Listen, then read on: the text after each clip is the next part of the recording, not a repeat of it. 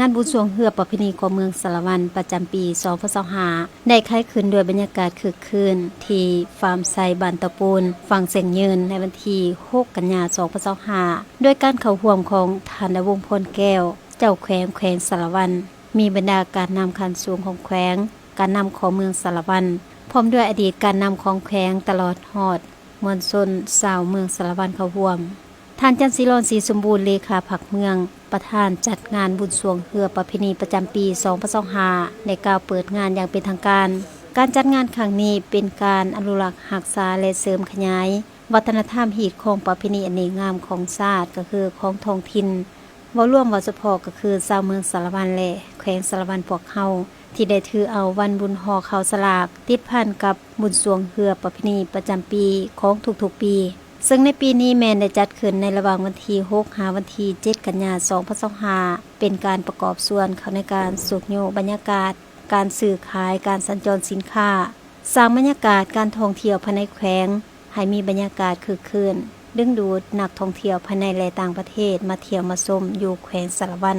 ดึงดูดนักท่องเที่ยวภายในเมืองก็คือแขวงสารวันเป็นการแก้ไขสภาพความยุ่งยากทางด้านเศรษฐกิจการเงินให้ดีขึ้นเมืองสารวันของพวกข้าพเจ้า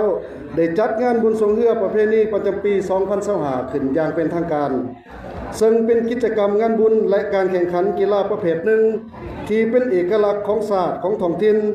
ส่องแสงให้เห็นถึงพื้นฐานการส่งเสริมอนุรักษ์ทางด้านวัฒนธรรมอารยธรรมที่ครองประเพณีของคนลาวมาแต่ดึกดำบรรพ์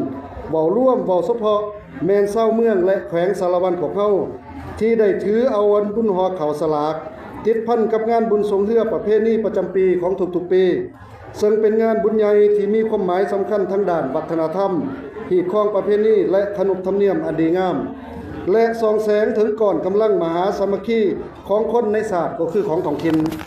สำหรับการแข่งขันเฮือสรวงปี2025นี้แม้นการแข่งขันเปิดกว้างมีเฮือเข้าร่วมภายในและภายนอกมีต่างเมืองต่างแขวงรวมทั้งหมด39 ลำมี64คณะซึ่งแบ่งออกเป็น2สายคือเฉพาะเฮือประเพณีภายในเมืองมีเฮือ12สีพายยิงทรายและ2559สีพายยิงทรายแบบเปิดกว้างต่างเมืองต่างแขวงต่างประเทศมีเฮือ12สีพายยิงทราย2559สีพายยิงทรายและ35สีพายทรายเป็นตัวแทนจากทีมเฮือเทพสังทองเนาะซึ่งมาจากเมืองเลางามและก็เป็นทีมหนึ่งเดียวที่ว่าเขามาร่วมแข่งขันในปีนี้เนาะถึงว่าเมืองของพวกข้าพเจ้าจะบ่มีน้ำแม่น้ำใหญ่จังซี่เนาะคือว่าน้ำเซ่น้ำต่างๆแต่ว่าพวกข้าพเจ้านี่ก็ฝึกซ้อมมาอย่างดีเนาะมีความพร้อมเต็มร้อยเนาะสำหรับอันนั้นใจนี่ก็เต็มร้อยเนาะความแห้งความใจอันนั้นพากันฝึกซ้อมแล้วก็ขอเชิญผู้ชมผู้เชียร์เนาะอันนั้นฝากติดตามแล้วก็ให้กำลังใจทีมของพวกข้าพเจ้าด้วยเนาะนำพาน้องน้อยนักเรียนจำนวน800กว่าน้องที่ว่าได้มาประกอบส่วนเป็นก่อนกำลังให้งานบุญสรวงเฮือเนาะโดยเฉพาะก่อนกำลังม่วนส้นก่อนกำลังเศร้านุ่มก่อนกำลังสีพายเฮือสวงข้าพเจ้าแนะนำตั้งหน้าให้แกนั่นน้องน้อยนักเรียนเนาะหรือว่าให้แกภาคส่วนประชาชนชาวเมืองสารวันเนาะขอแหกห้องมายังผู้ส้มผู้เสียประชาชนพ่อแม่ประชาชนหรือว่าผู้มาแขกต่างดาวต่างเมืองที่ว่ามาร่วมส้มร่วมเสียกันเป็นอยากให้รักษาความสะอาดช่วยกันเนาะ